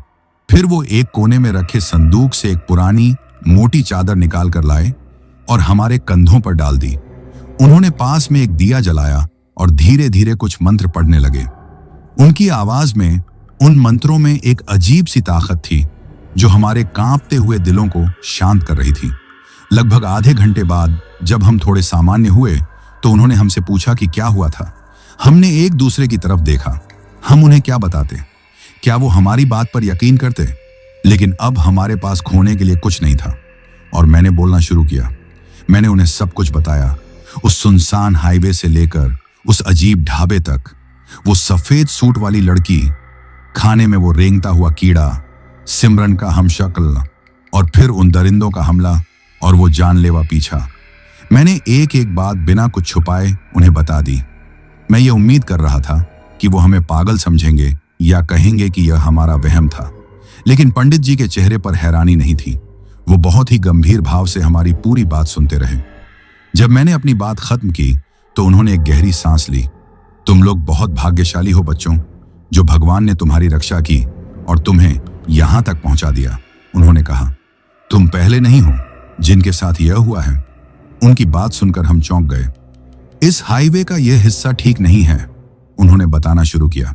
यह एक प्रेत बाधा क्षेत्र है, एक ऐसी जगह जहां इंसानों की दुनिया और दूसरी दुनिया के बीच का पर्दा बहुत कमजोर है।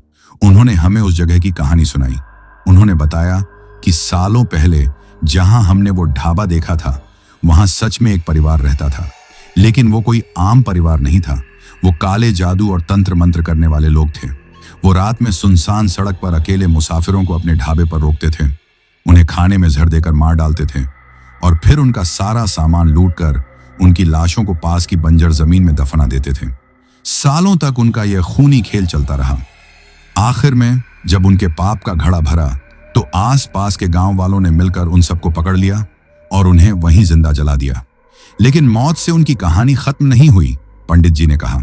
उनकी दुष्ट आत्माएं और उनके द्वारा मारे गए उन बेबस मुसाफिरों की अतृप्त आत्माएं उसी जगह पर बंध कर रह गईं। अब वो सब मिलकर एक ऐसी भयानक शक्ति बन चुकी है जो हर अमावस की रात को नए शिकार की तलाश में निकलती है। वो ढाबा वो बस एक छलावा है, एक मायाजाल जो सिर्फ थके हुए, भूखे और भटके हुए मुसाफिरों को ही दिखाई देता है ताकि वो उन्हें अपने जाल में फंसा सकें। और वो मंदिर? मैंने पूछा। यह मंदिर सैकड़ों साल पुराना है, उन्होंने जवाब दिया। यह इस पूरे इलाके की रक्षा करता है। इसकी पवित्र धरती पर कोई भी बुरी शक्ति कदम नहीं रख सकती। तुम लोग उस पगडंडी पर इसीलिए आ पाए क्योंकि भगवान स्वयं तुम्हें यहां लाना चाहते थे। उस रात हम मंदिर में ही रुके। हम एक पल के लिए भी सो नहीं पाए। बाहर से आती हवा की हर सरसराहट पर हम चौंक जाते थे। पंडित जी पूरी रात हमारे पास बैठे रहे, हमें तसल्ली देते रहे और फिर सुबह हुई। मंदिर के दरवाजे से जब सूरज की पहली किरण अंदर आई तो ऐसा लगा जैसे हमारा नया जन्म हुआ हो। रात का वो भयानक अंधेरा और उसका खौफ उस रोशनी में जैसे धुल गया था। बाहर की दुनिया बिल्कुल शांत और सामान्य लग रही थी। हमने पंडित जी का हाथ जोड़कर धन्यवाद किया। उन्होंने हमें अपनी कलाई पर बांधने के लिए एक लाल धागा दिया और चेतावनी दी कि हम फिर कभी इस रास्ते पर रात में सफर न करें। हम अपनी गाड़ी के पास गए। वो बुरी तरह से क्षतिग्रस्त हो गई थी, लेकिन किस्मत से वो स्टार्ट हो गई। हमने जयपुर जाने का प्लान रद्द कर दिया। हम बस घर जाना चाहते थे, लेकिन घर जाने से पहले हमें एक काम करना था। हमें तसल्ली करनी थी। हमने गाड़ी को वापस हाईवे पर लिया और धीरे धीरे उसी जगह की तरफ बढ़ने लगे जहां रात में वो ढाबा था। हम उस जगह पर पहुंचे। वहां कुछ नहीं था, न कोई ढाबा, न कोई टूटे हुए ट्रक, न किसी इमारत की नींव। वहां बस मीलों तक फैली हुई बंजर जमीन थी जिस पर कुछ कांटेदार झाड़ियां उगी हुई थी। ऐसा लग रहा था जैसे उस जगह पर सदियों से कुछ भी न बना हो। वो आखिरी सबूत कि जो हमने देखा था वो इस दुनिया का नहीं था, वो शायद किसी और दुनिया का था। हम उस दिन चुपचाप दिल्ली लौट आए। दोस्तों, इस घटना को आज 3 साल हो गए हैं। मैंने और सिमरन ने शादी कर ली है। हम एक सामान्य जिंदगी जीने की पूरी कोशिश कर रहे हैं, लेकिन हम कभी भी उस रात को भुला नहीं पाए हैं। वो खौफ आज भी हमारी रूह में जिंदा है। आज भी हम रात में गाड़ी चलाने से डरते हैं। सिमरन को तो सड़क के किनारे बने किसी भी ढाबे को देखकर आज भी पैनिक अटैक आ जाता है। हमें अक्सर बुरे सपने आते हैं, वही ढाबा, वही दरिंदे, वही जानलेवा पीछा। लेकिन मेरे मन में आज भी एक सवाल है जो शायद हमेशा रहेगा। क्या वो ढाबा सच में था, या उस रात हम रास्ता भटककर किसी ऐसी दुनिया में चले गए थे जो यहीं इसी दुनिया के साथ साथ चलती है लेकिन हमें दिखाई नहीं देती? क्या हम नर्क के किसी कोने से होकर वापस लौट आए थे? मुझे नहीं पता। शायद मुझे कभी इस सवाल का जवाब नहीं मिलेगा, और शायद यही अनिश्चितता, यही वहम वो असली भूत है जो जिंदगी भर हमारा पीछा करता रहेगा। तो दोस्तों, ये कहानी यही खत्म हुई। अब जिन भाइयों ने अपना नाम वीडियो में कमेंट किया था उनका नाम लेते हैं। मेहुल वर्मा भाई प्रयागराज से, पूजा घोष जी असम से, राहुल भाई ओडिशा से, ऋषभ और राकेश भाई पंजाब से, बाबू मंडल भाई राउरकेला से, शहजादी जी सऊदी अरब से, विनीता जी लखनऊ से, गोपाल भाई कोलकाता से, वाजिद तबस्सुम भाई पाकिस्तान से, वसीम अहमद भाई नागपुर महाराष्ट्र से, राम भदौरिया भाई मध्य प्रदेश से, गणेश पाठक भाई सूरत से, जीवन तमंग भाई काठमांडू नेपाल से, विनोद गुरुंग भाई दुबई से, कादिर शिकालगार से, अनिल चौहान भाई सिवान बिहार से, रॉकी भाई सोनीपत हरियाणा से, पूरन चंद बालोतरा भाई राजस्थान से, उर्वशी जी वेस्ट बंगाल दार्जिलिंग से, देवांश भाई ग्वालियर मध्य प्रदेश से, बलविंदर सिंह भाई राजस्थान से, अभिषेक तिर्की भाई छत्तीसगढ़ से, ओमकार सिंह भाई झारखंड से, बापूनू भाई ओडिशा से, फिजाजी इस्लामाबाद पाकिस्तान से, अंबुज मिश्रा भाई नोएडा से, कुलविंदर कौर भाई लुधियाना से, संदीप सिंह भाई पंजाब से, योगपाल पांडेय भाई बस्ती से, संतोष कोरबा भाई छत्तीसगढ़ से, रंजीत तिवारी भाई कानपुर से, अविनाश भाई फरीदाबाद से, कमल भाई म्यांमार से, आजाद भाई दिल्ली से, राज मालवीय भाई मध्य प्रदेश से, सरोज भाई ओडिशा से, अवनीत, जानवी और मानसी जालंधर पंजाब से, पीहू छावी और जतिन भाई चंडीगढ़ से, लकी राव भाई वाराणसी से, रोहन भाई रामपुर से, सैयद मेहदी भाई सऊदी से, रामू भाई असम से, जितेंद्र सिसोदिया भाई भगवानपुर से, गणेश भाई नासिक से, बाबू मोनी जी असम गोहपुर से, आशुतोष त्रिपाठी भाई गोंडा से, इंदुपाल जी छत्तीसगढ़ से, अलीना, अयान, जफिराह, इम्तेज भाई दुबलिन आयरलैंड से, अर्जुन क्षेत्र भाई असम से, निरुपमा नायक भाई ओडिशा से, जुनैद भाई मालेगांव से, हसन अब्बास भाई इटली से, अशोक भाई नासिक महाराष्ट्र से, रविंद्र भाई आगरा से, वाजिद तबस्सुम भाई लाहौर पाकिस्तान से, तरुणा भाई झारखंड से, अंकु भाई बलिया से, राम भाई मध्य प्रदेश से, वंदना यादव जी जबलपुर से, लता सिंह जी कर्नाटक से, महरुख भाई लाहौर पाकिस्तान से, अनुराग कश्यप भाई दुबई से, नरेंद्र मानकर भाई सौसर से, मीना गुरुंग जी काठमांडू नेपाल से, विक्की भाई मौर्याट्यूस से, शनि भाई बस्ती से, मोहन भाई झारखंड से, हामिदुल्लाह भाई इस्लामाबाद पाकिस्तान से, दिनेश कुंभार भाई महाराष्ट्र से, अक्षय राजभर भाई चौरा से, टठूंग भाई ईटानगर से, सफदार अब्बास भाई रावलपिंडी पाकिस्तान से, लकी भाई इटली और इकबाल भाई जर्मनी से, अशोक कुमार भाई उदयपुर राजस्थान से, असद वसीम भाई पाकिस्तान से, सन्नी नायक भाई झारखंड से, यूएस हर्ष तिवारी भाई लाहौरी सिरसा प्रयागराज से, भूपेन भाई असम गुवाहाटी से, अनुजी मुंबई से, पूनम धानक जी गुजरात राजकोट से, जसबीर भाई समाना पंजाब से, मजीद भाई मालदीव से, कृष्णा गुरप्रीत भारद्वाज भाई दिल्ली से, जस्टिन राजा भाई असम से, शाहिद भाई मुंबई से,